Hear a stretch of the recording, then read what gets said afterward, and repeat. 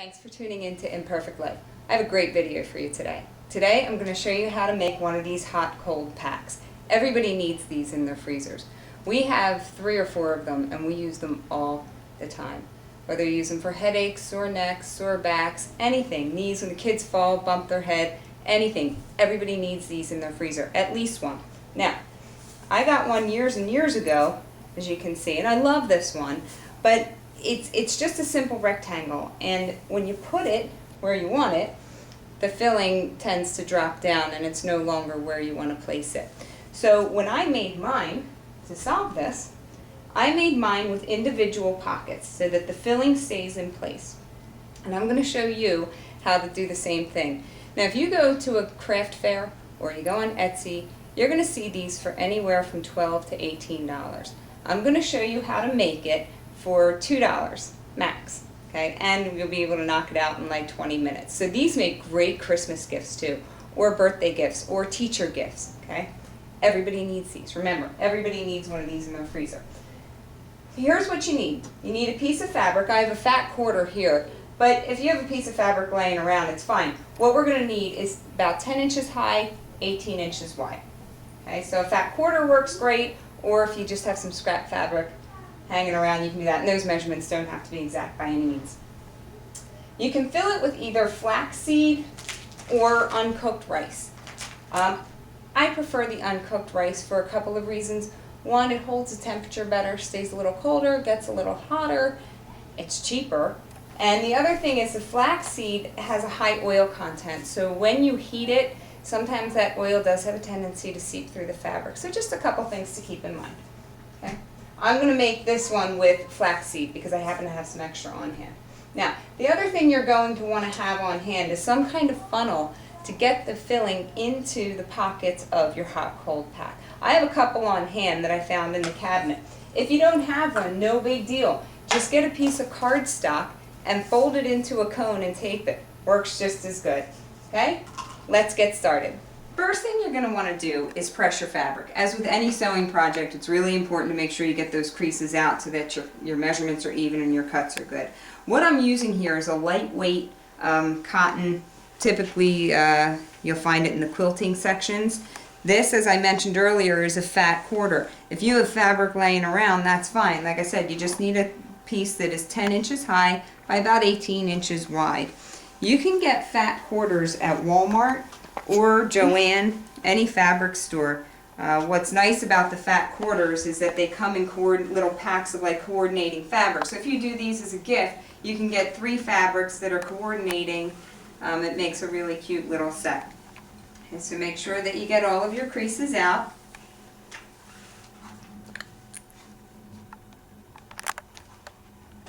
Okay. You may as well leave your iron on if you're going to continue with this project because we're going to need it in a couple of minutes. Okay, now it's time to cut our fabric. My preferred method is to use a rotary cutter with a self-healing mat. I just think it provides for much more exact measurements and straighter cuts, but scissors are totally fine here. Okay, so we're going to cut our fabric at 10 inches high.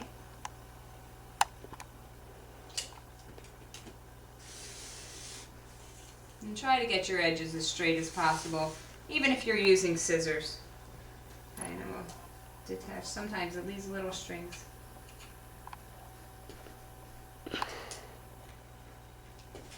Alright.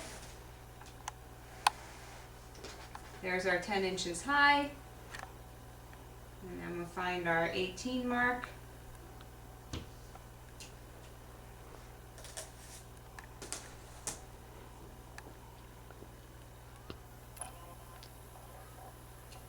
Make sure if you are using a measured mat, make sure your edge of your fabric is lined up flush with the lines on the mat.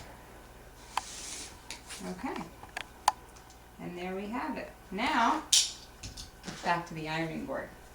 We're back at the ironing board. This part's going to be really important because this is where you're really going to simulate the seams that you're going to make. Okay, so you want your fabric right side down. Okay, that means pattern side down. Okay, you want the inside out, essentially facing up. Now you're going to fold down the edges about 1/4 inch, between 1/4 inch and 1/2 inch. The measurement is not as important as having it straight. That's going to be the important part. Okay, so you'll want to press it down. If you have a pattern like this where there's lines, you can kind of cheat and make sure that the lines match up as you fold it down. Okay, so having it straight is going to be a lot more important than having the perfect 1/4 inch or 1/2 inch measurement. Okay, so go ahead and iron your creases down, all the way down.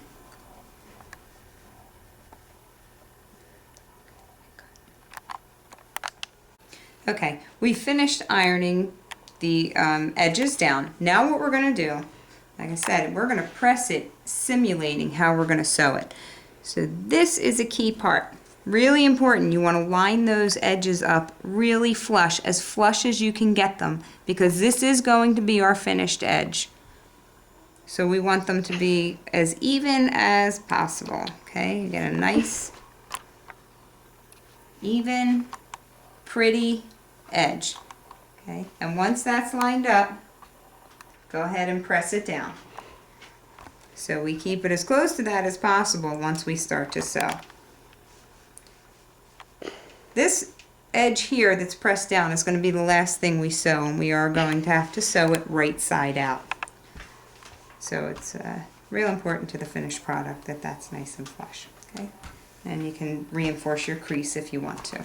Okay, so now what you have is your rectangle folded in half, inside out, with the edges pressed inward about 1/4 inch.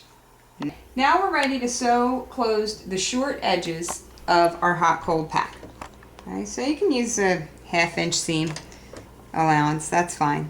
Okay, and you definitely want to back stitch on the start and finish of these to make sure you have a nice secure start and end.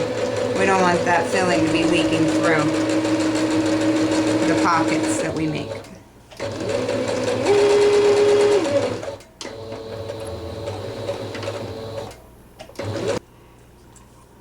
Then you can trim the seam allowance, and certainly the clip your corners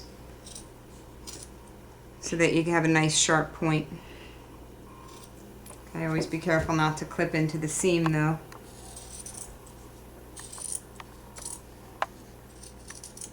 Okay. Then you're going to turn it, get those points out.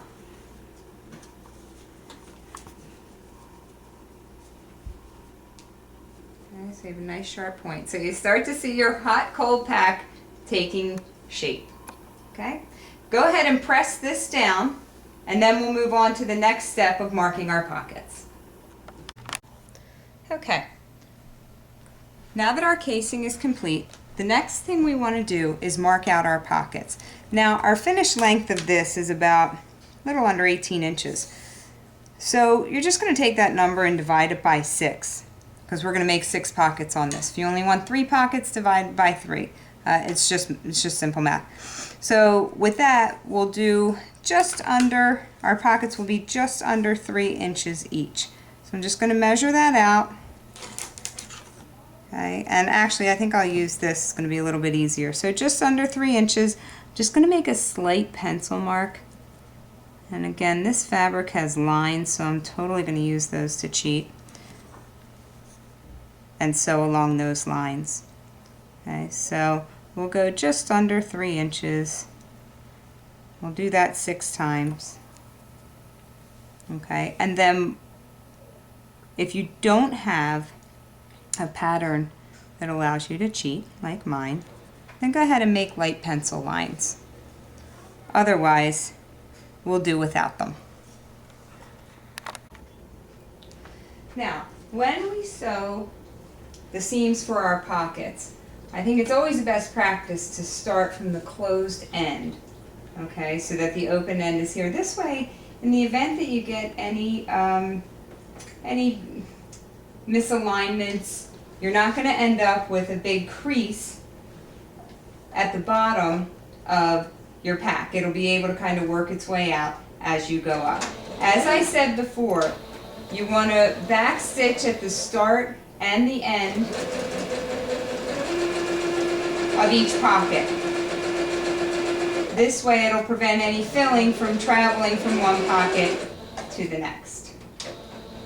So real easy, simple straight stitch from the bottom part or the closed part over to the open part, and you're going to do that along all 6 lines that you already marked earlier.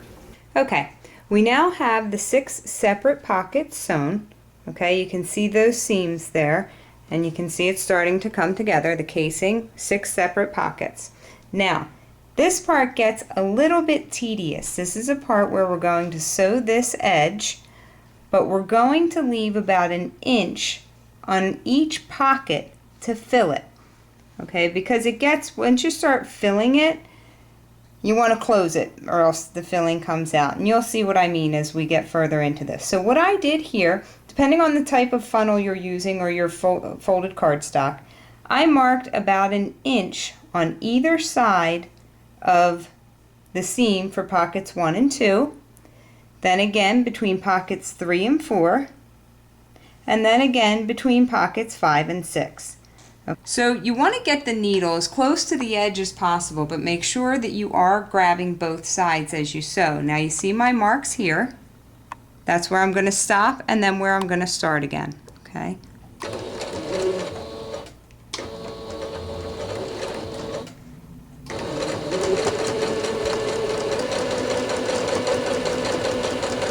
Okay, here's my first mark. I'm going to back stitch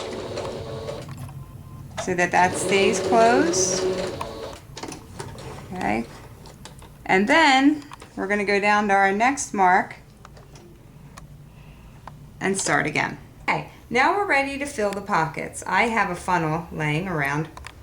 Whatever, like I said, you can use cardstock or any funnel you have laying around. I'm going to put the funnel in that little opening there. Okay, and then we're going to fill it about 3/4 of the way with flaxseed or rice, whichever you've opted to do. So sometimes you have to shake it a little. It will get, flaxseed gets all over the place, but it's okay. You just do that with that expectation.